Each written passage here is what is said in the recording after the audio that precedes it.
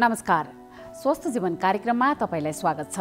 नेपाल सरकार स्वास्थ्य तथा जनसङ्ख्या मन्त्रालय, राष्ट्रिय स्वास्थ्य शिक्षा सूचना तथा सञ्चार केन्द्र र नेपाल टेलिभिजन बीच सहकार्यमा निर्माण गरिएको यो कार्यक्रम एनटिभी प्लसका साथै एनटिभी इटहरी र एनटिभी कोहलपुरबाट पनि हेर्न सक्नुहुनेछ। नेपालको संविधानले स्वास्थ्य सम्बन्धी हकलाई नागरिकको मौलिक हकका रूपमा प्रत्याभूत गरेको छ। समृद्ध नेपाल अनि सुखी नेपालीको राष्ट्रिय आकांक्षा पूरा गर्न आवधिक योजनाहरूमा पनि गुणस्तरीय स्वास्थ्य सेवामा जनताको पहुँच वृद्धि गर्ने लक्ष्य राखिएको छ भने आधारभूत स्वास्थ्य सेवामा राज्यको लगानी वृद्धि भइरहेको छ। स्वास्थ्य सेवामा आम नागरिकको पहुँच वृद्धि गर्न भएका प्रयासहरूका साथै हरेक व्यक्तिले आफ्नो स्वस्थ जीवनको लागि अवलम्बन गर्नुपर्ने उपायहरूबारे हामीले यो कार्यक्रममा चर्चा गर्नेछौँ।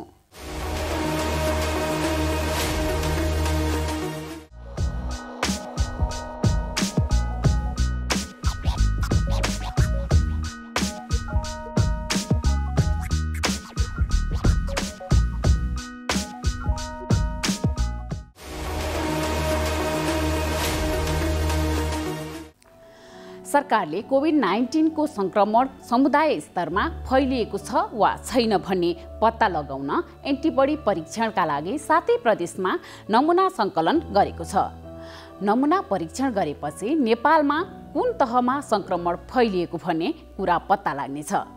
एन्टिबडी परीक्षणका लागि नमुना सङ्कलन कसरी गरिएको छ त? यसबारे रिपोर्ट आज हामीले प्रस्तुत गर्नेछौँ। अहिले कयौं कोरोना संक्रमितहरू होम आइसोलेसनमा छन्। सबैको पहुँच डाक्टर, नर्स अथवा स्वास्थ्यकर्मीसँग नहुन सक्छ। यस्तो बेलामा कतिपय स्थानमा फोनबाटै सरल र सहज रूपमा उपचार सेवा प्रवाह गर्न सकिने टेलिमेडिसिन सेवा सञ्चालन भइरहेको छ। अस्पतालमा पहुँचबाट टाढा रहेका गरिब तथा विपन्न वर्गका मानिसहरूको लागि पनि यो सेवा लाभान्वित बन्दै गएको छ। यसबारे पनि आज हामीले चर्चा गर्नेछौँ। दैनिक जीवनशैलीका कारण पछिल्लो समय ढाड र गर्दनको समस्या बढिरहेको चिकित्सकहरू बताउँछन्। हाम्रो बस्ने तरिका, काम गर्ने शैली, खानपानमा आएको परिवर्तनका कारण यो समस्या बढिरहेको छ। ढाड दुख्ने र नसा च्यापिने समस्या समाधानबारे पनि आज हामीले चर्चा गर्नेछौँ। सुरुमा विशेष रिपोर्ट।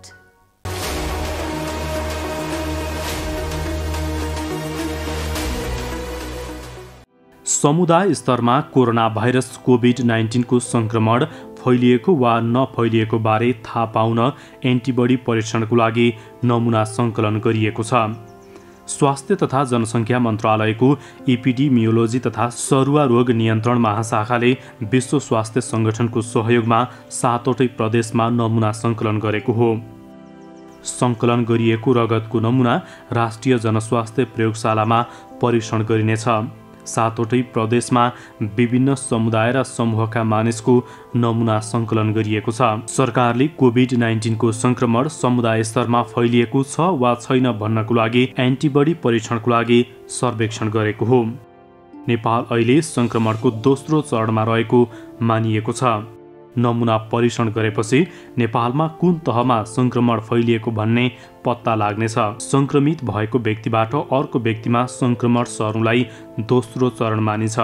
संक्रमणको तेस्रो चरण भनेको समुदायमा संक्रमण फैलिएको भन्ने हुन्छ। नेपालमा कुनै खास ठाउँमा क्लस्टरमा संक्रमण फैलिएको स्वास्थ्य तथा जनसङ्ख्या मन्त्रालयले जनाएको छ। नमुना सङ्कलन गरिएकाहरूमा बच्चा, ज्येष्ठ नागरिक, महिला, युवा लगायत विभिन्न उमेर समूह र ट्राभल हिस्ट्री भएका नभएका र सङ्क्रमित भएका नभएकाहरू छन्। नेपालमा पहिलो पटक गत माघ 10 गते पहिलो सङ्क्रमण देखिएको थियो। अहिलेसम्म करिब 1,80,000 सङ्क्रमित फेला परिसकेका छन्।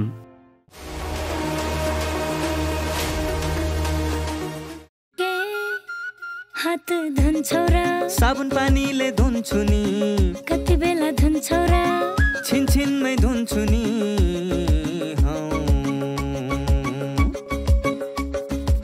घरमा पस्दा अफिस पस्दा सधैँ धुन्छु हात कोरोनालाई यसै गरी भगाइदिन्छु म त घरमा पस्दा अफिस पस्दा सधैँ धुन्छु हात कोरोनालाई यसै गरी भगाइदिन्छु म त भान्सा छिर्नु अगाडि खाना खानु अगाडि जहाँ त्यही छोएपछि हातले छोपी खोकेपछि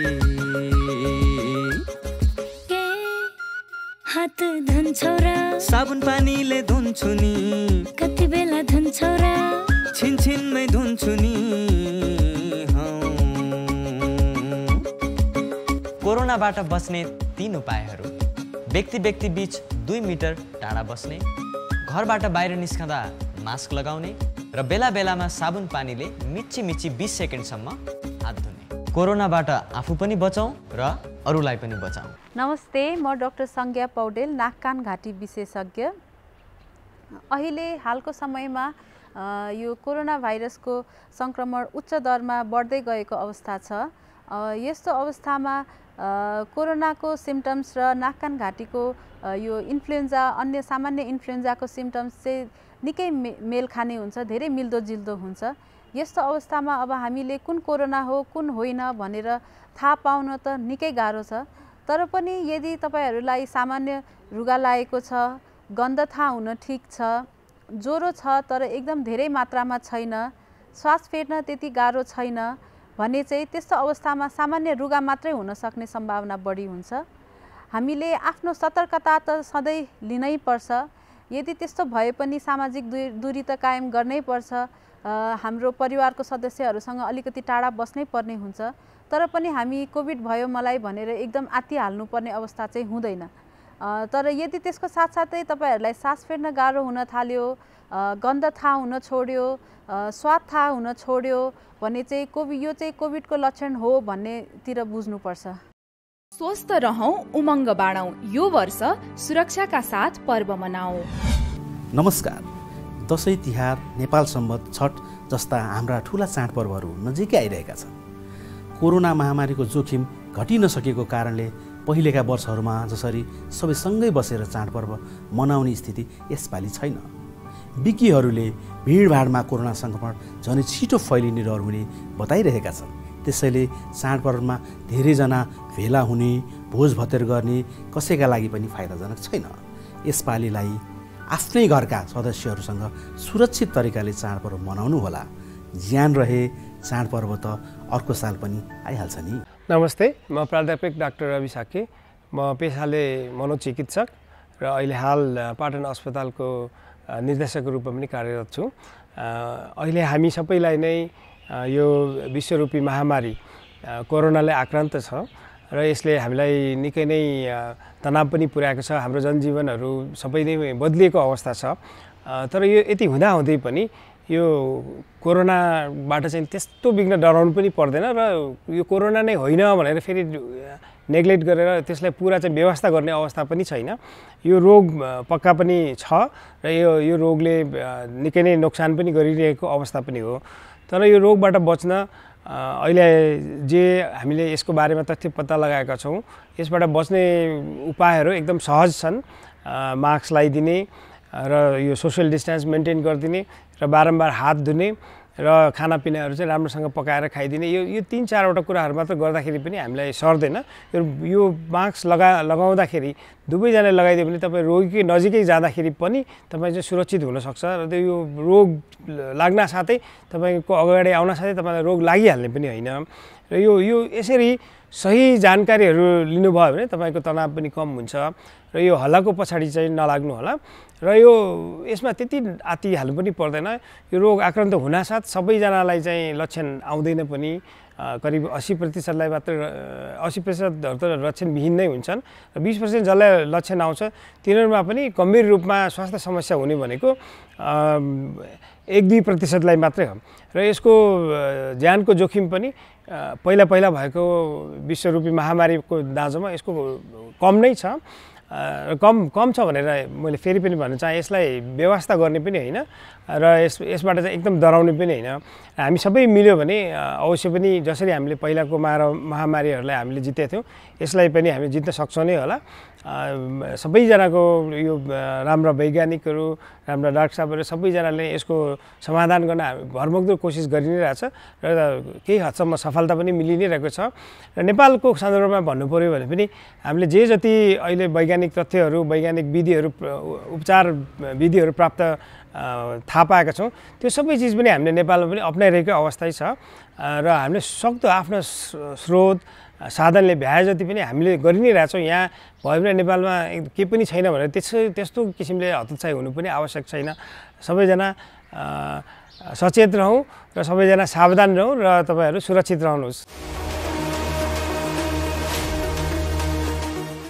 अहिले कयौं कोरोना संक्रमितहरू होम आइसोलेसनमा छन्। सबैको पहुँचमा डाक्टर, नर्स अथवा स्वास्थ्यकर्मी नहुन सक्छन्। यस्तो बेला कतिपय स्थानमा फोनबाटै सरल र सहज रूपमा उपचार सेवा प्रवाह गर्न सकिने टेलिमेडिसिन सेवा सञ्चालन भइरहेको छ। अस्पतालको पहुँचबाट टाढा रहेका गरिब तथा विपन्न वर्गका लागि यो सेवा लाभान्वित बन्दै गएको छ। टेलिमेडिसिन सेवाको प्रभावकारिताबारे सार्वजनिक स्वास्थ्य सम्बन्धी विज्ञ डाक्टर छिरिङ लामासँगको संवाद अबको क्रममा।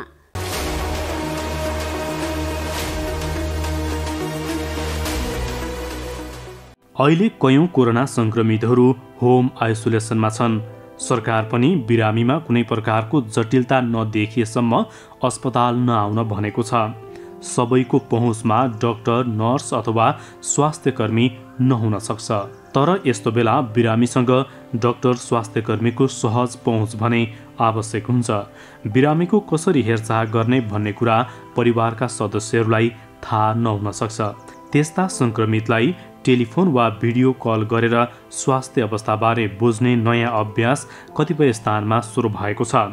अस्पतालहरूमा उपचारको लागि लाइन लाग्नुपर्ने, लामो समयसम्म कुर्नुपर्ने, उपचारमा कठिनाई जस्ता समस्याहरूको समाधानको लागि यो सेवा प्रभावकारी मानिन्छ।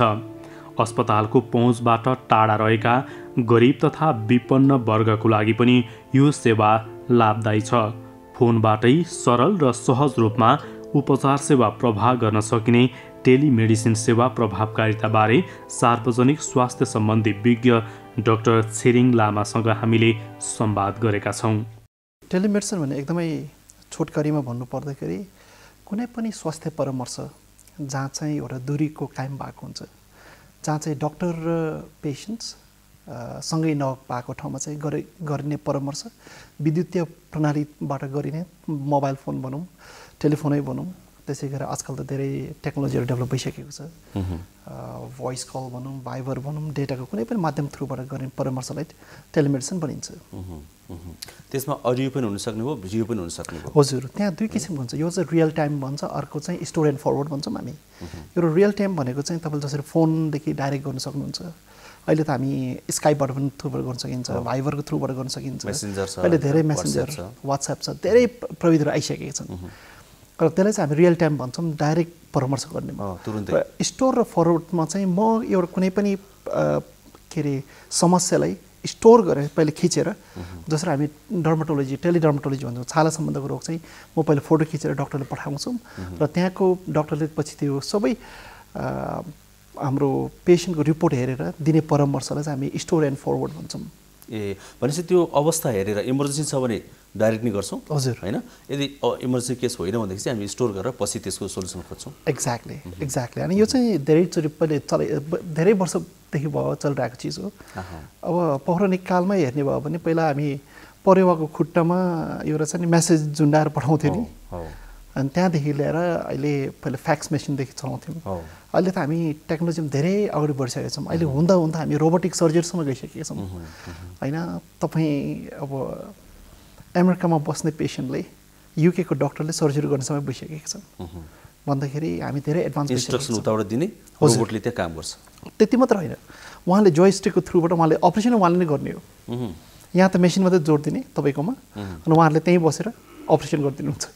त्यसम्म आइसक्यो। हजुर, अनि त्यसै कारणले पनि नेपालको कन्टेक्स्टमा, नेपाल जस्तो देशको कन्टेक्स्टमा त त्यो कुरा त त्यो प्रविधि त झन् धेरै प्रयोग हुने भयो। किनभने अब इन्टरनेटको पहुँच बढ्दैछ तर हस्पिटल सबैतिर छैनन्, पहाडी मुलुक छ, बाटोघाटो छैन भनेपछि नेपालमा त्यो चाहिँ झन् इम्पोर्टेन्ट भयो। त्यही कुरालाई मध्यनजर राखेर मैले पिएचडी गरेको एउटा स्वास्थ्य सेवा कसरी हाम्रो धेरैभन्दा धेरैको घर आँगनमा पुर्याउने। हाम्रो अझै पनि जति पनि नेपालको म्याक्सिमम जनसङ्ख्याहरू गाउँतिर नै बसोबास गरिरहेका छन् होइन। तर स्वास्थ्य सेवा हेर्ने भए म्याक्सिमम काठमाडौँ जस्तो सहरहरूमा होइन धेरै इस्टाब्लिस भइरहेको छ। त्यसै कारणले गाउँलेहरूलाई गाउँमै स्वास्थ्य सेवा पुर्याउनको लागि पनि एकदमै काम लाग्छ भने अर्को कुरा हामीमा त्यसै पनि नेपालमा जनस्वास्थ्य सेवकहरू र डाक्टर नर्सेसहरूको धेरै कमी छ र त्यसले पनि म्याक्सिमम युटिलाइज गर्नको लागि पनि यसलाई धेरै नै फाइदाजनक हुन्छ र फाइदाजनक छ। यो त्यसैको लागि राम्रो हुनेको उद्देश्य लिएर मात्रै नभइकन यो एउटा अलिकति यसको जेन्युइन निड भन्छौँ हामी, यसले सुल्झाउन खोजेको काम के हो त होइन। एउटा गाउँलेको र यो डाक्टरको विश्वासको सम्बन्ध, फेरि डाक्टरले भनेको सबै कुरा गाउँले नबुझ्न सक्छ, त्यसमा हाम्रो बिचमा एकजना व्यक्ति चाहियो, मेडिएटर चाहियो। हजुर एक्ज्याक्टली। स्पेसली हामीले चाहिने चाहिँ यो हाम्रो भिलेज हेल्थ वर्कर्सहरू होइन, एचए गरेकोहरू, जेनरल मेडिसिन पढेको, जसले मेडिकल टर्म्स पनि बुझ्ने भए, गाउँको ल्याङ्ग्वेज पनि बुझ्ने भए। एक्ज्याक्टली। अनि नेपालमा अलिकति गाह्रो चाहिँ त्यही हो। फर इक्जाम्पल कुनै कुनै डाक्टरले हाम्रो गाउँको भाषै बुझ्दैन, मानौँ न कहिले कहिले गाउँतिर गयो भने कटकट खायो भन्छ हो, अब त्यो मेडिकल भाषामा कटकट खायो कसरी भन्ने होइन। त्यसै कारण त्यहीँको गाउँले भाषा बुझ्नेले पनि एक्सप्लेन गरिदिनु सक्यो भने यसको धेरै ठुलो समस्याको समाधान हुन सक्नेछ। अहिले नेपालमा टेलिमेडिसिनको प्रयोग कतिको भइरहेको छ, त्यसको अभ्यास कतिको भइरहेको छ, कहाँ भइरहेको छ? त्यो अहिले धेरै हस्पिटलहरू सुरु गरिसकेका छन् र 2-3 वटा कुरा हामीले ख्याल गर्नुपर्ने र चाहिँ यो एकदमै सिस्टमेटिक तरिकाले गरिरहेको छैन। जसरी अहिले एकदम राम्रोसँग गरिरहेको भने चाहिँ धुलिखेल हस्पिटलले आफ्नो आउटरिच सेन्टर्सहरूको मार्फतबाट गरिरहेका छन्। उहाँहरूको जुन 21-22 वटा आउटरिच सेन्टर्सहरू छ, त्यसको थ्रुबाट उहाँलाई एकदमै राम्रोसँग एकदम एक्सपर्ट कन्सल्टेन्टहरू गरिरहनु भएको छ, जसद्वारा चाहिँ गाउँलेहरूले राम्रो सुविधा गाउँमै मात्र नपाइकन पनि त्यो त छँदैछ पाउने त, त्यहाँको काम गर्ने हेल्थ वर्कर्सहरू जो गाउँमा ग्रामीण विभागमा बसिरहन्छ उहाँहरूलाई पनि एउटा राम्रो एजुकेसनको एउटा प्र्याक्टिस पनि भइरहेको छ। त्यसै कारणले त्यति हुँदा हुँदै पनि अब धेरै ठाउँमा लागू गर्न सक्थ्यो तर भइरहेको छैन। तर अझै पनि नेपालमा कस्तो भने तपाईँ हामीले कोही न कोही डाक्टर त चिनेकै हुन्छ नि, एकचोटि फोन गरौँ न भन्ने इन्फर्मलमा चाहिँ हाम्रो धेरै नै प्र्याक्टिस भइसकेको छ। तर फर्मल सेक्टरमा एकदमै इस्टाब्लिस्डै गरेर गइरहेको चाहिँ त्यति छैन। जहाँ जहाँ यो प्र्याक्टिस भएको छ, जस्तै इक्जाम्पलको लागि धुलिखेल हस्पिटलले प्र्याक्टिस गरेको छ भन्नुभयो यहाँले होइन, त्यो प्र्याक्टिस गरेको ठाउँमा चाहिँ सक्सेस रेट कस्तो छ, त्यो इफेक्टिभ कतिको भएको छ? त्यसमा इफेक्टिभनेस राम्रो छ, तर पनि अझै पनि धेरै कामहरू गर्नुपर्ने छ। एउटा कस्तो भने एउटा डाक्टर र गाउँमा काम गर्ने स्वास्थ्यकर्मीको एउटा राम्रो सम्बन्ध चाहिन्छ। एक त एउटा डाक्टरको समय हाम्रो स्वास्थ्य कार्यकर्ताले बुझ्नु पऱ्यो गाउँकोलाई, त्यसै गरेर गाउँमा काम गरिरहेको अवस्था पनि हाम्रो डाक्टरले बुझ्नु पऱ्यो। र कतिपय चिजहरू हाम्रो नेपालको एजुकेसन सिस्टममा पनि अलिकति यो युनिफर्मिटी नभएको कारणले अब बिचरा कसैलाई एचए पढ्नेहरू कहीँ अर्को कन्ट्रीबाट पढेर आइरहेको हुन्छ, त्यसरी हाम्रो डाक्टरहरू अर्कै कन्ट्रीबाट पढेर आइरहेको हुन्छ। त्यसै कारण ल्याङ्ग्वेजको र यो अलिकति विश्वासको सम्बन्ध नहुँदाखेरि अलिकति गाह्रो भएको हामीले देखेको थियौँ। र मैले पिएचडी गर्दाखेरि हामीले के गरेको थियौँ भने डाक्टर र हेल्थ वर्करसँगै राखेर हामीले ट्रेनिङ सञ्चालन गरेको थियौँ। त्यसबाट के भयो भने अब त यो के अरे हाम्रो हेल्थ वर्कर त म चिन्छु नि, अनि यो पार्ट अफ द सिस्टममै हो भनेर बुझेपछि मात्रै यो कन्सल्टेन्ट गर्न सजिलो। नभए एउटा विश्वासको वातावरण र अविश्वासको वातावरण कहाँ सिर्जना हुन्छ भने यदि मैले भनेको कुरा उहाँले बुझेर नबुझ्नु भयो भने पेसेन्टको ज्यान खतरामा हुनसक्छ नि। साथै भोलि मैले कन्सल्टेन्ट त गऱ्यो, त्यसको पेमेन्ट कसले गर्ने होइन। यो 2-3 वटा इस्युजहरूमा अलि राम्रोसँग जोड दियो भने चाहिँ अलिक एकदमै राम्रो हुने देखिन्छ। र धुलिखेलमा चाहिँ अहिले धेरै राम्रो भइरहेछ, किनभने उहाँहरूको outreach centres plus teaching hospital भएको कारणले पनि, प्लस त्यसमाथि पनि धेरै डाक्टर नर्सेसहरू गाउँमै पनि गएर गाउँको अवस्था र यथार्थ बुझ्ने भएकोले पनि यसलाई अलि अगाडि राम्रो नै भइरहेको छ। हजुर, तपाईँले अलिकति आफ्नो पिएचडीको कुरा गर्नुभयो, तपाईँको पिएचडी त युकेबाट होइन? हजुर, युकेबाट। युके जस्तो देश जहाँ चाहिँ अब गाउँ, हाम्रो परिभाषा गाउँहरू त अत्यन्तै कम छ नि त, स्वास्थ्य सेवा दिने उहरू त संस्थाहरू त प्रशस्तै छन्, गाउँ गाउँमा छन्, त्यहाँ पनि उनीहरूले प्रयोग गर्छन्? यो धेरै गर्छन्। युकेमा एकदमै राम्रोसँग डेभलप भएको छ। अब युके भन्दाखेरि स्कटल्यान्डको जस्तो सर्टल्यान्ड आइल्यान्ड जस्तो एकदमै रिमोट एरिया पनि छ होइन, तर त्यहाँ पनि धेरै मान्छेहरू गाउँ गाउँमा बसिरहेको छ। त्यहाँ हेमलेट भन्छ, 4-5 वटा घर भएको ठाउँमा पनि बसिरहेको छन्। र उनीहरूको नेसनल हेल्थ सर्भिसमै NHS डिरेक्ट भनेर चलाएको थियो उनीहरूले। त्यसै कारण त्यहाँ चाहिँ हेल्थ केयर भनेको चाहिँ एउटा अधिकार भित्र पर्ने भएकोले तपाईँ बिरामी भएपछि कुनै पनि कसले कहाँ कसले पे गर्ने भन्ने चिन्ता नभएको कारणले पनि त्यहाँ चाहिँ यो सेवा दिन एकदमै सजिलो पे त गभर्नमेन्टले गरिदिने भयो। एक्ज्याक्टली। र त्यसै कारणले यसमा ठुलो हाम्रो जस्तो मुलुकमा चाहिँ मैले कन्सल्ट त गरेँ मेरो पैसा कसले तिर्ने त भन्ने चिन्ता हुन्छ। तैपनि अहिले नेपालमा पनि धेरैले सेल्फ पे गरेर अहिले पनि पेमेन्ट गेटवे पनि धेरै खुलिसक्यो। पहिले त थिएन, धेरैले प्राइभेट प्र्याक्टिस टाइपकै गर्नु त भइरहेछ, तर पनि पुग्दैन। हामीले धेरै कुराको संरचना गर्नुपर्ने हुन्छ। त्यसै गरेर अस्ट्रेलियामा त पहिला उनीहरूले यो फ्लाइङ डक्टर्स भन्ने सुरु गर्थ्यौँ। डक्टरलाई नै उडाएर बुश चाहिँ यो राम्रो के अरे एकदम ग्रामीण टेरिटोरीमा लगेर ट्रिटमेन्ट गर्थ्यौँ। यति हुँदैन भनेर अहिले पछि चाहिँ टेलिमेडिसिनकै थ्रुबाट धेरै कामहरू गर्नु भएको छ। त्यसै गरेर अफ्रिकातिर पनि यो सबै देशमा छ। हुँदा हुँदा अमेरिकामा पनि धेरै प्र्याक्टिसमा ल्याइसकेको छौँ। त्यसै कारणले यो टेलिमेडिसिन भनेको कहिले कहिले यो यस्तो चाहिन्छ कि अब तपाईँले काठमाडौँमा पनि यहाँदेखिको वीर हस्पिटल जान पनि कहिले गाह्रो हुन्छ हो, जाम पर्छ, ट्राफिक जाम, इमर्जेन्सी केसमा ट्रान्सपोर्टेसन ट्राफिक जाम। एक्ज्याक्टली। त्यतिखेर पनि हाम्रो यो धेरै नै चलाउन मिल्छ। तर अहिले यो राम्रो इन्ट्रेस्टिङ कुरा म हिजो मात्र कुरा गरिरहेको थिएँ मेरो प्रोफेसरसँग। यो अहिले टेलिमेडिसिन चाहिँ विदिन हस्पिटल पनि चलाइरहेछ अरे, हस्पिटल भित्रै पनि होइन। जसरी अहिलेको यो स्पेसली इन्फेक्सियस कन्ट्रोलको लागि, किनभने जसरी अहिले कोरोनाले गर्दाखेरि एउटा पेसेन्टबाट एउटा डक्टरलाई अर्को पेसेन्टमा हेर्नु गाह्रो भएको बेला त्यतिखेर पनि टेलिमेडिसिन थ्रुबाट धेरै नै कामहरू गरिरहेको अहिले आइरहेका छन्। यो टेलिमेडिसिन भन्ने बित्तिकै चाहिँ एउटा जस्तै लामो दूरीबाट उपचार गर्ने, लामो दूरीबाट उपाय बताउने भएको हुनाले गर्दा जस्तै त्यसलाई कसरी म्यानेज गर्ने, हाम्रो जस्तो देशमा कसरी सम्भव छ भन्ने मैले आशयमा सोध्न खोजेको। जस्तै हुम्लाको रोल्पाको एउटा कुनै गाउँमा टेलिमेडिसिनको सर्भिस त्यहाँ राखियो, कुनै हेल्थ सेन्टरले राख्यो, यहाँबाट भन्दाखेरि औषध त्यहाँबाट पठाउन सक्दैन हजुर होइन।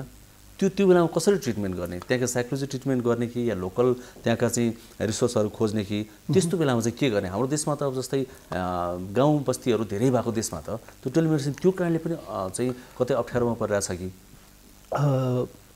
त्यो एकदम राम्रो प्रश्न सोध्नुभयो तपाईँले। यो टेलिमेडिसिन भनेको त्यस्तै गाउँलेहरूको लागि हो, तैपनि अघि हजुरले भन्नुभयो जस्तो नै कहिले कहिले त्यो परामर्श दिँदाखेरि त्यहाँ चाहिने उपयुक्त औषध छ कि छैन भन्ने चिन्ता पनि धेरै हुन्छ। तर एउटा कुरा हामी ट्रियाज भन्छौँ। कुनै पनि डिजिजलाई बिरामीलाई हामी 3 भागमा बाँड्न सक्छौँ। एउटा अर्ली स्टेज, यसलाई चाहिँ गाउँमै मेन्टेन गर्न सक्छ, अर्कोलाई चाहिँ एज चाहिँ सेकेन्डरी म्यानेजमेन्ट गर्नुपर्छ, टर्सरीलाई मात्र हस्पिटल ल्याउनु पर्ने हो होइन। तर म्याक्सिमम भिलेज हेल्थ वर्करहरूले पनि एउटा डक्टरको परामर्शबाट धेरै नै काम गर्न सकिन्छ। तसर्थ पनि एउटा राइट इन्फर्मेसन राइट टाइममा नपाउँदाखेरि पनि धेरैको ज्यान गएको छ होइन होइन। कहिले कहिले कस्तो हुन्छ भने फर इक्जाम्पल कसैले यदि गाउँमा एकजना सुत्केरी भयो अरे, उहाँलाई काठमाडौँसम्म ल्याउनु छ र कुनै पनि यो सदरमुकामको ठुलो हस्पिटल ल्याउँछ भने टाइम लाग्न सक्छ, बाटोघाटो त्यस्तै हो। तर यदि त्यहीँको हाम्रो त्यहीँको स्वास्थ्य कर्मीहरूलाई डक्टरको थ्रुबाट परामर्श पायो भने त्यही नै हामीले धेरै काम गर्न सकिन्छ, आइडिया सेयर गर्न सकिन्छ, यो यस्तो गर्ने उस्तो गर्ने। अहिले त हामी भिडियो कन्फरेन्सिङ गर्न सकिन्छ होइन। त्यसरी पनि धेरैको ज्यान बचाएको छ। एउटा इक्जाम्पल दिनु पर्दाखेरि पहिला धुलिखेलकै एउटा म पिएचडी गर्दाखेरि एउटा केस थियो। हामीले अब एकजनालाई गाउँदेखि हस्पिटल ल्याउनु पर्यो, तर एउटा फोनको थ्रुबाट हामी के गर्यौँ भने उहाँहरूले फोनमा कुरा गर्दै कसरी म्यानेज गर्ने भन्दै गाउँबाट ल्याएर आउनुहोस् अनि यताबाट पनि एम्बुलेन्स पठाएर दुईवटा बिचमै भेटेर पेसेन्टलाई टाइममा हस्पिटल पुऱ्याउन सक्यौँ भन्दाखेरि यो एफेक्टिभ कम्युनिकेसन हो यो। अनि त्यसमाथि पनि टेक्नोलोजी भन्दाखेरि पनि यो विश्वासको सम्बन्ध हो टेलिमेडिसिन भनेको। यदि तपाईँको त्यो विश्वासको सम्बन्ध छैन भने र सिस्टमेटिक टाइपको डेभलप भइसकेको छैन भने, विकास भइसकेको छैन भने टेलिमेडिसिन गर्न एकदमै गाह्रो हुन्छ। नभए टेक्नोलोजी थुपारिदिन्छ, टेक्नोलोजी हुँदैमा टेलिमेडिसिन हुँदैन। गभर्नमेन्ट हस्पिटलमै गभर्नमेन्टकै थ्रुबाट पुलिस लेभलबाटै गर्नुको लागि चाहिँ पहल गर्नु भयो नि यहाँले? त्यो 2-3 चोटि कुरा भएको थियो। मलाई गभर्नमेन्ट लेभलमा गर्न सक्ने धेरै नै देख्छु, किनभने नेपालको एउटा त यो गभर्नमेन्ट डक्टरहरू पनि हुनुहुन्छ, त्यसै गरी गभर्नमेन्ट डक्टर साथै यो जुन चाहिँ गभर्नमेन्टको संरचना एकदम राम्रो छ होइन। यो हाम्रो प्राइमेरी हेल्थ केयर सेन्टरदेखि लिएर टर्सियरी केयरसम्म उहाँहरूको राम्रो संरचना बनाएको छ। यो संरचनालाई हामीले अलिकति टेलिमेडिसिन थ्रुबाट गर्ने भए धेरैले एकदमै आफ्नै गाउँठाउँमा स्वास्थ्य सेवा पाउन सकिन्छ। र यसलाई यो डक्टर साथसाथै टेक्नोलोजीले एन्हान्स गरिदियो भने थोरै भएको डक्टरहरूको जनसङ्ख्याले पनि हामीले धेरै काम लाउन सक्यौँ भन्दाखेरि मानौँ न एकजना डक्टरले गाउँमा राखेर त्यो गाउँमा जम्मा 200 जना मान्छे छ भने त्यो डक्टरको भ्याल्यु त्यति भएन नि होइन हो। उहाँ त्यहाँ भएको राम्रो हो, त्यस्ता गाउँहरू फेरि हजारौँ छ। तर हाम्रो यो सब हेल्थ पोस्ट होइन के अरे district hospital primary centre district hospital अनि यता सेन्ट्रलको छ नि प्रोभिन्सियल हस्पिटल भइरहेछ यसको लागि त गभर्मेन्टले यो संरचना दिनु सक्यो भने कुनै पनि हाम्रो नेपाली जनताहरू यो चाहिने इन्फर्मेसन हामी क्रिटिकल इन्फर्मेसन भन्छौँ त्योबाट वञ्चित हुँदैन त्यसबाट पनि धेरैको ज्यान जोगाउन सकिन्छ कतिपय चिजहरूमा त हामी हस्पिटल नकुदाएकोमै उहाँहरूले फाइदा हुन्छ जस्तो लाग्यो यदि कसै लडेर यो स्पाइन इन्ज्योर भयो अरे उहाँहरू घरमै बसेको ठिक छ यो खत्तम बाटोबाट ल्याएर पनि काठमाडौँ पुग्नेसम्म र हस्पिटल पुग्नेसम्म उहाँहरूको जन खत्तम हुनसक्छ गभर्मेन्ट लेभलमा मिनिस्ट्री लेभलमा यहाँले त्यो हिसाबले कुरा गर्नु भएन पहल गर्नु भएन मैले गभर्मेन्ट लेभलमा 2-3 चोटि कुरा भएको थियो मैले प्रेजेन्टेसन पनि गरेँ टेलिमेडिसिन भनेको नेपालको लागि भविष्य होइन वर्तमान हो होइन अब हेर्नुहोस् न लगभग हामीसँग झन्डै 27,000 डक्टरहरू छन् त्यसमा पनि 8,000 जना डक्टरहरू विदेशमा बस्नुहुन्छ नेपाली डक्टर्सहरू साथै अर्को 6,000 जति 6-7,000 डेन्टिस्ट हुनुहुन्छ त्यसैभित्र पर्ने होइन अर्को 2,000 जना डक्टर जति अहिलेको अवस्थामा उहाँहरू एभोभ एज अफ 50 हुनुहुन्छ होइन जुन यङ डक्टर्स जो पास गर्नुभएको छ एमबिबिएस पास गर्यो उहाँहरू इक्जाम दिएर बसिरहनु भएको छ हामीसँग झन्डै नेपालमा एक्टिभ डक्टर भनेको अहिले 12 देखि 13,000 छन् मात्रै हो है हजुर त्यसको लागि त एउटा डक्टरलाई यो 3 करोड जनता हेर्नलाई त धेरै पो भर पर्छ हुन्छ त्यसै कारणले पनि यो भारलाई अलिकति रोकथाम गर्नको लागि पनि र उहाँहरूको टाइम र ट्यालेन्टलाई म्याक्सिमम सदुपयोग गर्नलाई टेलिमेडिसिन भन्दा हामीलाई अर्को उपाय नै छैन हामीसँग अहिले भएकै स्ट्रक्चरमै हामी सम्भव छ त्यो गर्न सम्भव छ यो स्ट्रक्चरको होइन कुरा यो गर्ने दृढ सङ्कल्प र इच्छाको टेक्नोलोजी त चाहियो नि त्यहाँ टेक्नोलोजीको एडभान्स धेरै भइसकेको छ अहिले यसो गाउँ गाउँमा पनि फेसबुक चलिरहेछ नि एउटा कुरा चाहिँ नेपालमा अहिले प्रत्येक गाउँमा टेलिफोन पुगेको छ मोबाइल फोन पुगेको छ मोर देन 90% पिपल इन्टरनेटको एक्सेसमा छन् अब हेर्नुहोस् न हो अब एउटा 3-4 वर्ष अगाडिको डेटा हो के अरे नेपालको 60% जनसङ्ख्याको चाहिँ टोयलेटसँग एक्सेस छ अरे कि तर 90% भन्दा मोबाइलसँग एक्सेस छ हो इन्टरनेटकै एक्सेस छ इन्टरनेटकै एक्सेस छ भन्दाखेरि यो जुन यो टेक्नोलोजीको डेभलपमेन्ट लास्ट 10 इयर्स 10 वर्षको 15 वर्षको अन्तरमा भयो नि त्यसलाई हामीले राम्रोसँग सहकार्य गर्न सक्यो भने र त्यसलाई राम्रोसँग समेटेर अगाडि बढाउन सक्यो भने नेपाल रोल मोडल नै हुनसक्छ टेलिमेडिसिनको लागि नेपालको लागि मात्र होइन विश्वको लागि पनि अहिले कोरोनाको कुरा गरौँ होइन कोरोना भाइरसको उसले गर्दाखेरि त टेलिमेडिसिन अहिले हामीले यो कारणले पनि कुरा गरिरहेको छौँ कि टेलिमेडिसिन यो टाइममा झन् धेरै इम्पोर्टेन्ट हुने भयो होइन इफेक्टिभ हुनसक्छ भनेर अहिले अब ठिक छ गभर्मेन्टले यसलाई पोलिसी नै बनाएर अगाडि बढ्दाखेरि अत्यन्तै उपयुक्त हुने अत्यन्तै आवश्यक देखियो तर अहिलेको यो समयमा कोरोना भाइरसको यो महामारीको समयमा चाहिँ अहिले तत्काल गर्न सक्ने के छ यो प्रविधिलाई प्रयोग गरेर सरकारले तत्काल बनाउन सक्ने पोलिसी या तत्काल लिन सक्ने स्टेप के छ त्यो 3टा कुरा एउटा त जति हामीले मैले पिएचडी गरेदेखि जुन टेलिमेडिसिन कुरा गरेको थियो त्यो भनेको सेकेन्डरीको रूपमा राखिरहनु भएको थियो अहिले आएर सबैले टेलिमेडिसिन कुरा गर्न थालिसकेको छ हो होइन सबैलाई आफ्नो ज्यानको त माया छ नि डक्टर होस् या नर्स होस् होइन पेसेन्ट त हेर्नै पर्यो एउटा मायो क्लिनिक भनेको यो अमेरिकाको ठुलो क्लिनिक हो जसले चाहिँ धेरै रिसर्चहरू पनि निकाल्नुहुन्छ उहाँले एउटा 2-3 दिन अगाडि एउटा रिसर्च पेपर निकाल्नु भएको थियो टेलिमेडिसिनले गर्दाखेरि पिपिएको युजमा कम ल्याउन सक्यो अरे भन्दाखेरि पेसेन्ट त सधैँ सबै पेसेन्ट त डाइरेक्टली हेर्नु परेन नि भन्दाखेरि पिपीको पनि खपत भयो नि भन्दा जति तपाईँले पिपी डक्टर लाउनु पऱ्यो त्यति भनेको पेसेन्टको कस्ट बढ्यो नि होइन यो उदाहरणको लागि त्यसै कारणले अहिले यो अवस्थामा हामीलाई एउटा त डक्टरहरू आफैमा पनि बिरामी भइरहेछ डक्टर नर्सहरू प्रत्येक दिन पोजिटिभ निस्केर आइसोलेसन पठाउनु परेको हुन्छ होइन आज यतिको यो बेला त टेलिमेडिसिन र टेक्नोलोजीको उपयुक्त नगरे पनि कामै छैन हामीसँग त्यसै कारणले नेपाल सरकारले अहिले जुन हामीसँग भएको संरचना एउटा हो सबै डक्टर नर्सहरू नेपाल गभर्मेन्ट डक्टर एसोसिएसन त छ नि उहाँहरूको गभर्मेन्ट डक्टर्सहरू उहाँहरूले नै साथमा लिएर चाहिँ प्रत्येक यो प्रोभिन्सियल हस्पिटल र गाउँको हस्पिटल ल्याएर कन्ट्याक्ट पोइन्ट कहाँ गर्ने त म्याक्सिमम कोभिड फेरि अहिले यस्तो धेरै बुझिसक्यो कोरोनाको 80%लाई हस्पिटल केयर चाहिँदैन 20%लाई चाहिन्छ त्यसलाई पनि त्यो आइसियु चाहिने भनेको 3 देखि 5% हो त्यसै कारण धेरैले नै घरमै म्यानेज गर्न सक्ने चिज हो यो त्यसै कारणले राइट इन्फर्मेसन मात्र हामीले राइट टाइममा अलिकति अथोरिटेटिभ बडीबाट दिनु सक्यो भने पनि हाम्रो यो धेरै नै रिसोर्सेसमा हल हुन्छ यसको। त्यसै कारण नेपाल सरकारले एउटा चाहिँ यो नयाँ संरचना बनाउने र नयाँ इक्विपमेन्ट किन्नेतिर होइन कि मानौँ नेपाल टेलिकम र एनसेल जस्तोसँगै काम गरेर प्रत्येक डक्टर्स र नर्सहरूको लागि फ्री छ नि डेटा प्याकेज र फ्री इन्टरनेट प्याकेज र फ्री भोइस प्याकेज दिने हो कि जसद्वारा चाहिँ उहाँले कुरा गर्न सजिलो होस्। हटलाइनहरू क्रिएट गरिदिने हो कि होइन।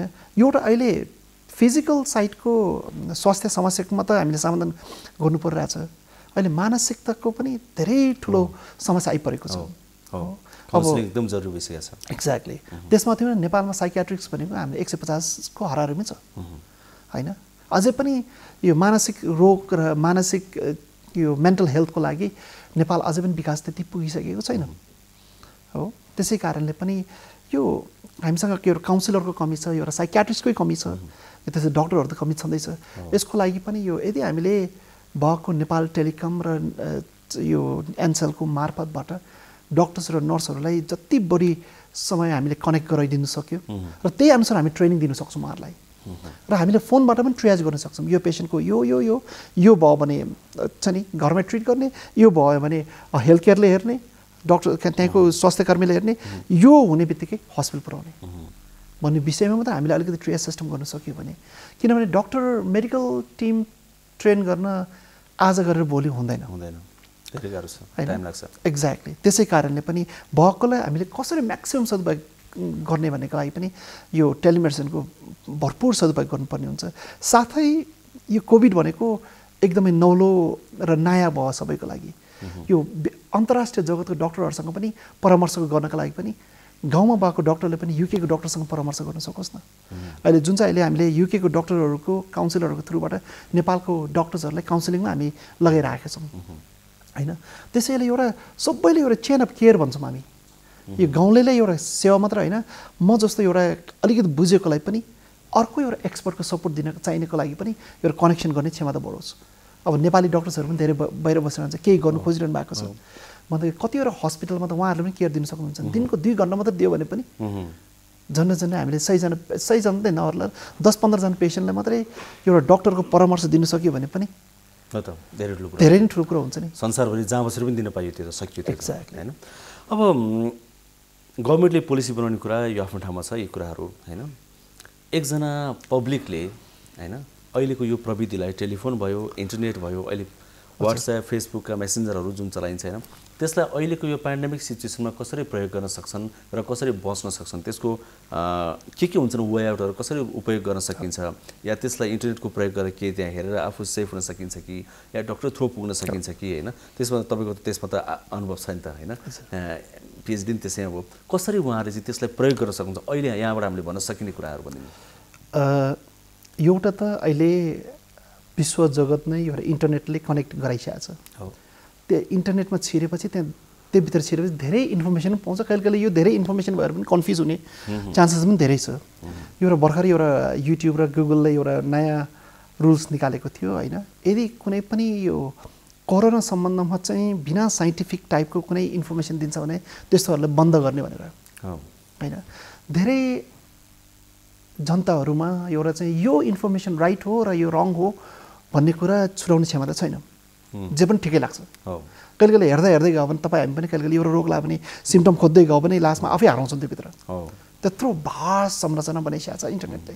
त्यसै कारणले मेरो चाहिँ उहाँलाई रिक्वेस्ट के छ भने एउटा कुनै पनि इन्फर्मेसनहरू यसको सोर्स के रहेछ। अब इङ्ग्लिसमा हेर्दा अहिले जन हपकिन्स युनिभर्सिटीहरूले निकालेको राम्रो राम्रो इन्फर्मेसन्सहरू छ, WHO को इन्फर्मेसन छ, नेपाल सरकारले पनि निकालिरहेको छ होइन। त्यसै कारणले सबभन्दा कुरा चाहिँ एउटा यसको सोर्स कहाँबाट रहेछ एकदमै बुझ्न जरुरत छ।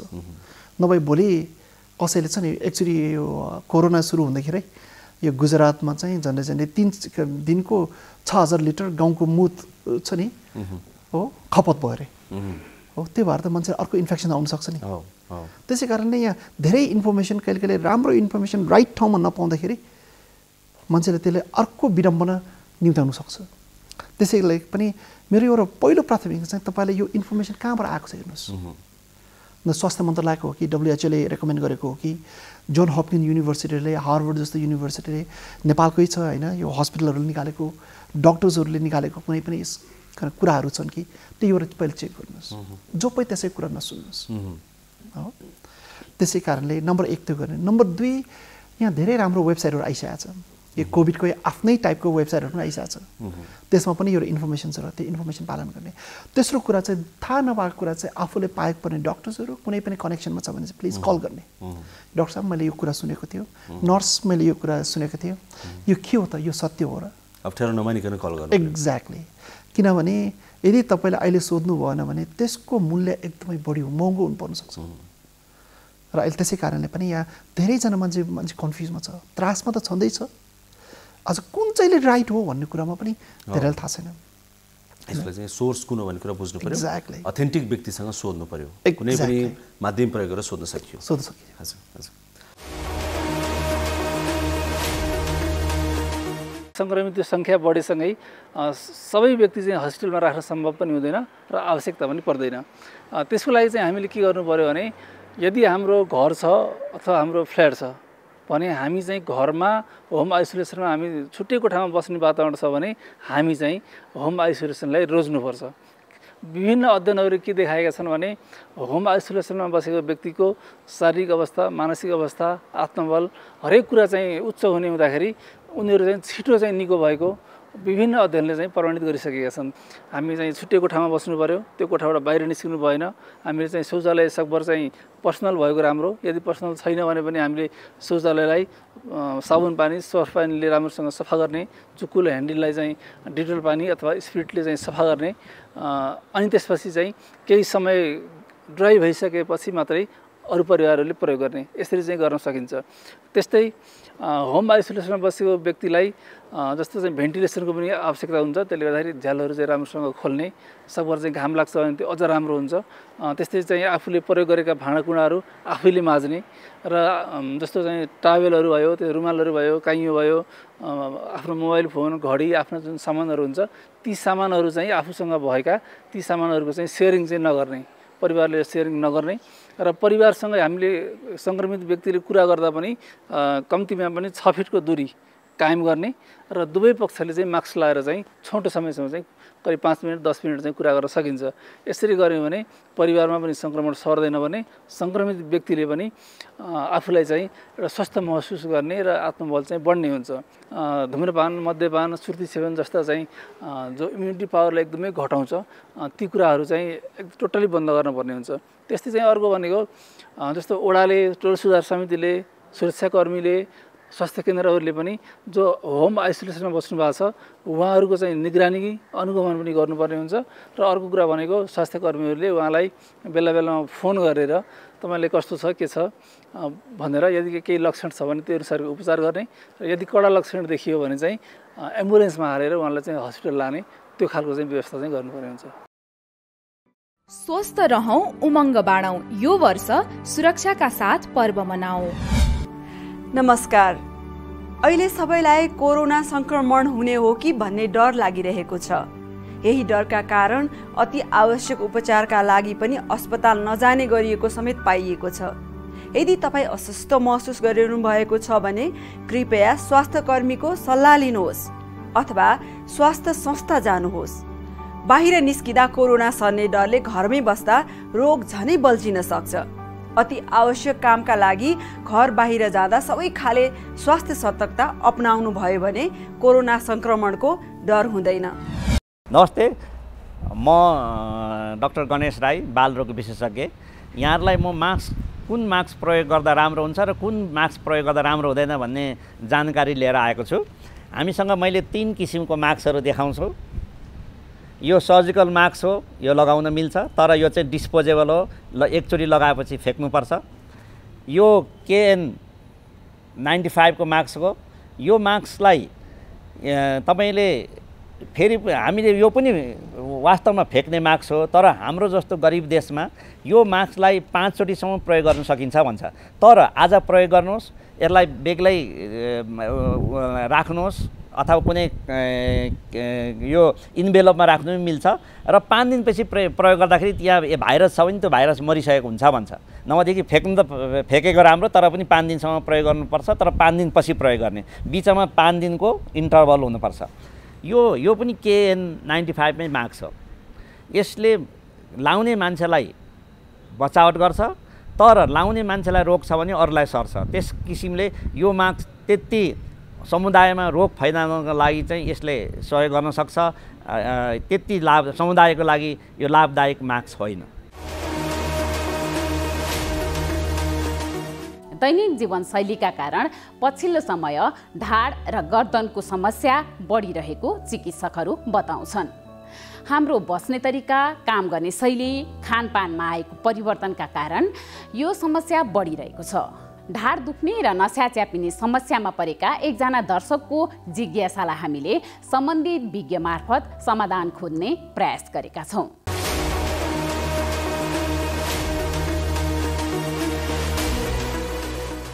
दैनिक जीवनशैलीका कारण पछिल्लो समय ढाड र गर्दनको समस्या बढिरहेको चिकित्सकहरू बताउँछन्। हाम्रो बस्ने तरिका, काम गर्ने शैली, खानपानमा आएको परिवर्तनका कारण यो समस्या बढिरहेको छ।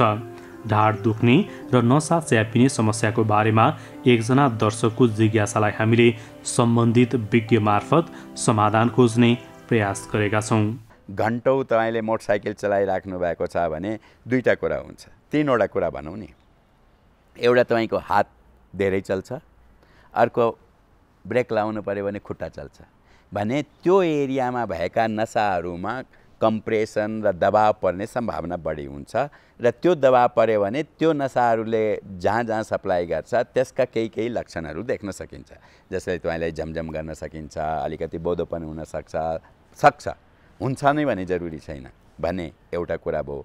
दोस्रो तपाईँको अब भनौँ नि उमेर अलि बढी छ, तपाईँको हाडहरू अलिकति खिएका छन् भने लामो दूरीको मोटरसाइकलहरू चलाउनु भयो र त्यसमा तपाईँलाई चाहिँ जिगज्याग बाटोहरूमा पनि भन नि, हाम्रो त देशको बाटो पनि फेरि यस्तै छन्, खाडल खुडल भएकाहरू छन्, खाडल खुडलमा मोटरसाइकल चलाउने पर्यो भयो, तपाईँको मेरुदण्डहरूमा अप्ठ्यारो पर्यो भने, तपाईँको स्पन्डिलोसिसहरू यिनीहरू छ भने त्यही तपाईँले सुरुमा सोध्नु भएको त्यो नसा च्याप्ने हैन, डिस्क बाहिर निस्किने यस्ता रोगहरू पनि हुन सम्भावना रहन्छ। तर मोटामोटी मोटरसाइकल चलाउनेहरूलाई चाहिँ हातको नसा र खुट्टाको त्यो हाम्रो यहाँको पेतालातिरको जुन नसाहरूमा अलि कम्प्रेसन भएर हुने चाहिँ झमझमदेखि नम्नेसहरू हुने सम्भावना बढिरहन्छ।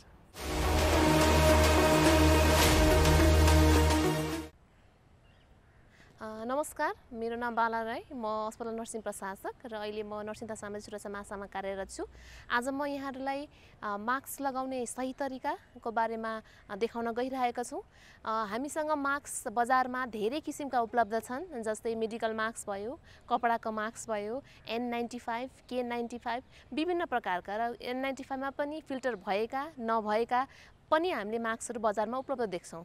तर N95 मास्क चाहिँ विशेष गरी चाहिँ जुन कोरोना सङ्क्रमित व्यक्तिहरूसँग एकदमै क्लोज कन्ट्याक्टमा रहेर विशेष प्रक्रिया गर्दाखेरि मात्रै प्रयोग गर्ने हुनाले जनमानिसले साधारण हाम्रो मेडिकल मास्क वा कपडाको मास्क लाउँदा पनि हामीले सही तरिकाले प्रयोग गऱ्यौँ भने कोरोनाको जोखिमबाट चाहिँ हामी मुक्त हुन्छौँ। र त्यही क्रममा मैले आज यहाँहरूलाई सर्जिकल मास्क अथवा मेडिकल मास्क कसरी प्रयोग गर्ने भन्ने कुराहरू बताउन गइरहेको छु।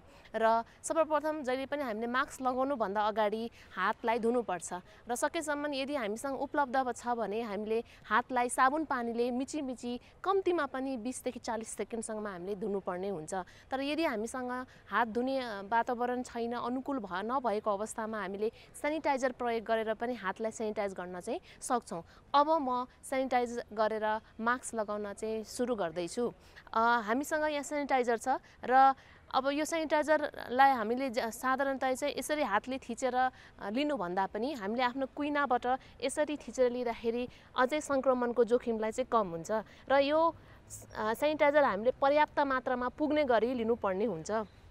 र पहिले सुरुमा हामीले हात धुँदा होस् अथवा सेनिटाइजर प्रयोग गर्दा होस् WHO को मापदण्ड नेपाल सरकारको मापदण्ड अनुसार नै हामीले 6 वटा स्टेप्सहरू छन् त्यसलाई चाहिँ पुरा गर्नुपर्ने हुनेछ जसले गर्दाखेरि हाम्रो हातको भाग कुनै पनि भाग चाहिँ छुट्दैन र यसरी हामीले हत्केलालाई यसरी माड्ने र यो माडे पछाडि हातको पछाडिको भागलाई पनि यसरी हामीले माड्नु पर्ने हुन्छ र एउटा हातको माडिसके पछाडि फेरि यो हातको माथि पनि हामीले चाहिँ यसरी माड्नु पर्ने हुन्छ र यो स्टेप पछाडि हामीले यो दुईटा हातलाई यसरी इन्टरलक गरेर पनि कम्तीमा 5 सेकेन्डसम्म हामीले यसरी माड्नु पर्ने हुन्छ र यो स्टेप सके पछाडि अब हामीले यो हातको टुप्पोको भागलाई भित्र भागमा लगेर यसरी फेरि यसलाई माड्नु पर्ने हुन्छ र यो हातको सकेपछि फेरि यसरी अर्को हातले हामीले यसरी माड्नु पर्ने हुन्छ र विशेष गरी हाम्रो यो औँलाको भाग चाहिँ बुढी औँलाको भाग बढी मात्रामा छुट्ने भएकोले गर्दा यो बुढी औँलाको भागलाई पनि हामीले यसरी मजाले सेनिटाइजर प्रयोग लगाएर माड्नु पर्ने हुन्छ त्यसैगरी अर्को हातको पनि बुढी औँलामा मजाले हामीले यसरी सेनिटाइजर लगाएर माड्नु पर्ने हुन्छ र अन्तिममा जस्तो यो हाम्रो नङ पनि एकदमै छुट्छ र यो नङलाई पनि हामीले यसरी हत्केलामा राखेर यसरी माड्नु पर्ने हुन्छ त्यसैगरी अर्को हातको पनि यसरी र अन्तमा चाहिँ यसरी हामीले पुरै हाम्रो विशेष गरी यो नाडीमा बढी मात्रामा छुट्ने भएकोले गर्दा यसरी नै अर्को हातको पनि नाडीसम्म हामीले यसो गर्यौं भने अब हाम्रो हात चाहिँ सेनिटाइज भयो हामीले यसरी सेनिटाइज प्रयोग गरेर पनि हातलाई सफा राख्न सेनिटाइज गर्न सक्छौं अथवा साबुन प्रयोग गर्दाखेरि पनि यही 6 वटा प्रक्रिया अनुसार चाहिँ हामीले साबुन प्रयोग गरेर पनि हाम्रो हातलाई चाहिँ सेनिटाइज गर्न चाहिँ सक्छौं अब हामी मास्क लगाउँदै छौं हामीले मास्कमा अहिले हेर्दाखेरि यो मेडिकल मास्क हो र हामी जनमानिसले यो मेडिकल मास्कको सही प्रयोग गर्दाखेरि पनि कोरोनाको संक्रमणलाई कम गर्न सक्छौं र नयाँ मास्क प्रयोग गर्दाखेरि जहिले पनि हामीले यसरी इलास्टिक ब्यान्डलाई समाउने यो बाहिरी भाग अथवा भित्री भागलाई हातले छुनु हुँदैन र यो मेडिकल मास्कमा पनि 3टा पत्रहरू हुन्छ त 3टा लेयर हुन्छन् र यो 3टा लेयरले चाहिँ आफ्नो काम गरेका हुन्छन् हैन र हामीले मास्कको छनौट गर्दाखेरि पनि यो 3टा लेयर भएको मास्कको छनौट गर्नुपर्ने हुन्छ र यसरी अब हामीले हेर्दाखेरि बजारमा विभिन्न किसिमका लेयर मास्कहरू हुन्छ जस्तो साधारणतया चाहिँ यो नीलो रङकै हुन्छ तर सेता रङको पनि मास्कहरू पाइन्छ त्यसको लागि अगाडि पछाडी भाग कसरी छुट्याउने भन्दाखेरि यो अगाडिको भागमा यहाँले देख्नु भएको छ होला यो प्लेटहरू के छ त तलतिर चाहिँ गएको छ र अलिकति गाढा नीलो रङमा छ त्यसैगरी भित्री भागमा सेतो र अलिकति हल्का रङमा हुन्छ र यो प्लेटहरू चाहिँ माथितिर फर्केको हुन्छ र सँगसँगै तपाईहरुले देख्नु पनि भएको छ होला यो मास्कको माथिल्लो भागमा चाहिँ अलिकति सेतो खालको कडा चीज हुन्छ र यो कडा भाग यो मेटलको कडा भाग हुन्छ एउटा यो कडा भागलाई हामीले नाकको डाँडीमा राख्नका लागि माथि पारेर राख्नुपर्ने हुन्छ र जहिले पनि मास्क प्रयोग गर्दाखेरि एकचोटी निकालेर हामीले मास्कलाई हेर्नुपर्छ कुनै प्वाल छ कि अथवा कुनै ड्यामेज भएको छ कि भनेर यकिन गरे पछाडी अब यो मास्कलाई यो इलास्टिक ब्यान्डको सहयोगले यसरी आफ्नो नाक मुख छोप्ने गरी लगाउनु पर्ने हुन्छ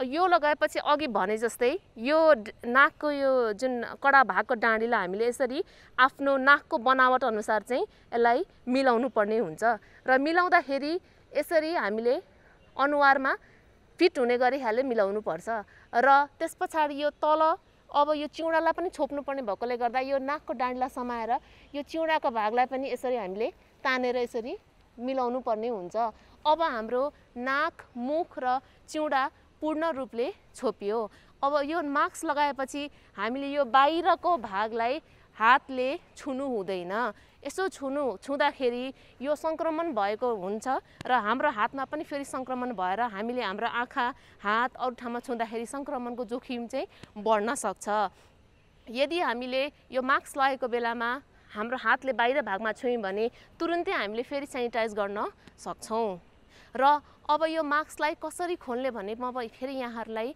देखाउन गइरहेको छु र मास्क खोल्नु भन्दा अगाडि पनि हामीले हातलाई त्यसै अघिको जस्तै गरेर सेनिटाइज गर्ने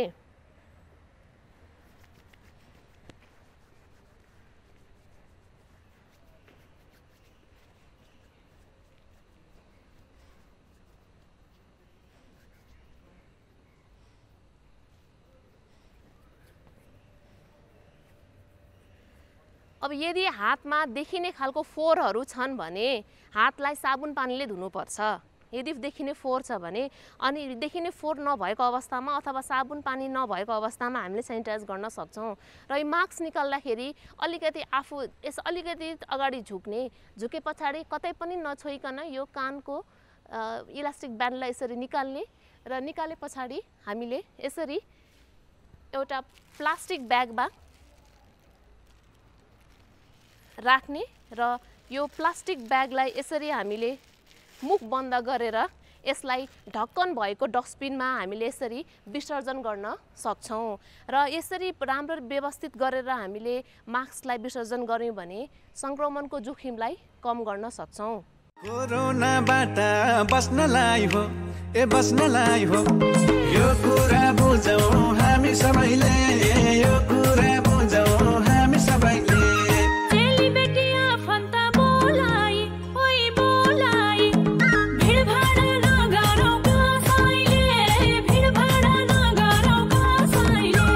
सुरक्षित हुन मास्क लगाऊ लगाऊ, घर बाहिर साह्रै डर छ हेर, घर बाहिर साह्रै डर छ हेर। साथी भाइ भेट हुँदा बसौँ है बसौँ है, 2 मिटर टाढा भएर, 2 मिटर टाढा भएर। सोचे झै कोरोना रहेनछ, सोचे झै कोरोना रहेनछ। हामी सबै कोरोनाको उच्च जोखिममा छौँ। सतर्कता अपनाउनुहोस्। जो जहाँ हुनुहुन्छ त्यही नै बसेर चाडपर्व मनाउनुहोस्। फोनबाटै आशीर्वाद आदान प्रदान गरी अनावश्यक यात्रा नगर्नुहोस्। कोरोनाबाट आफू र आफ्नो परिवारलाई बचाउनुहोस्।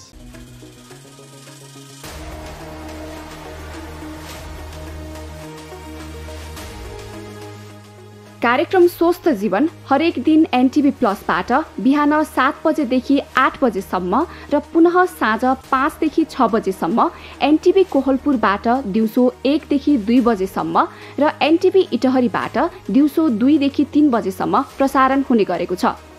स्वास्थ्य सम्बन्धी यहाँहरूको कुनै जिज्ञासा वा समस्या भएमा हामी सम्बन्धित विज्ञहरूबाट समाधान खोजी कार्यक्रममा प्रसारण गर्नेछौँ। हामीलाई सम्पर्क गर्ने माध्यमहरू यस प्रकार छन्: फोन, एसएमएस तथा भाइबरको लागि 9843 52 93 97, इमेल swasthjivan@ntv.org.np। यस कार्यक्रमको बारेमा आफ्नो सल्लाह, सुझाव र प्रतिक्रिया पनि यहाँहरूले यिनै मार्फत दिन सक्नुहुनेछ। साथै कार्यक्रममा के कस्ता सामग्री, विषय वा विज्ञ समेट्नु पर्ला भन्ने विषयमा पनि सुझाव दिन सक्नुहुन्छ।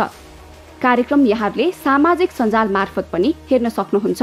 YouTube Nepal television, mobile application Nepal television, Facebook facebook.com/neptv2041। स्वास्थ्य सम्बन्धी महत्त्वपूर्ण नम्बरहरू। स्वास्थ्य सम्बन्धी कुनै पनि जानकारी र सहयोगका लागि स्वास्थ्य तथा जनसङ्ख्या मन्त्रालयका हटलाइन नम्बरहरू 1115 र 1133 वा मोबाइल नम्बर 98512 55839। एम्बुलेन्स सेवाको लागि 102 र 112। वैदेशिक रोजगारीको क्रममा स्वास्थ्यमा समस्या भएमा, अन्य सहयोग वा जानकारी आवश्यक परेमा श्रम, रोजगार तथा सामाजिक सुरक्षा मन्त्रालयको हटलाइन नम्बर 1141।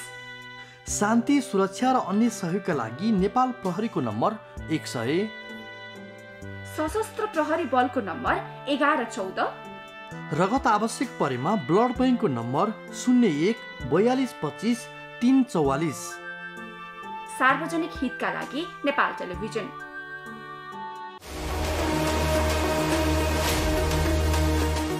सरकारले कोभिड-19 को संक्रमण समुदाय स्तरमा फैलिएको छ वा छैन भन्ने पत्ता लगाउन एन्टिबडी परीक्षणका लागि 7 प्रदेशमा नमुना सङ्कलन गरेको छ। यसपछि अब नेपालमा कुन तहमा संक्रमण फैलिएको भन्ने कुरा पत्ता लाग्नेछ। यसबारे विशेष रिपोर्ट आज हामीले प्रस्तुत गर्यौं। अहिले कयौं कोरोना संक्रमितहरू होम आइसोलेसनमा छन्। सबैको पहुँच डाक्टर, नर्स अथवा स्वास्थ्य कर्मीसँग नहुन सक्छ। यस्तो बेला कतिपय स्थानमा फोनबाटै सरल र सहज रूपमा उपचार सेवा प्रवाह गर्न सकिने टेलिमेडिसिन सेवा सञ्चालन भइरहेको छ। टेलिमेडिसिन सेवाको प्रभावकारिताबारे पनि आज हामीले चर्चा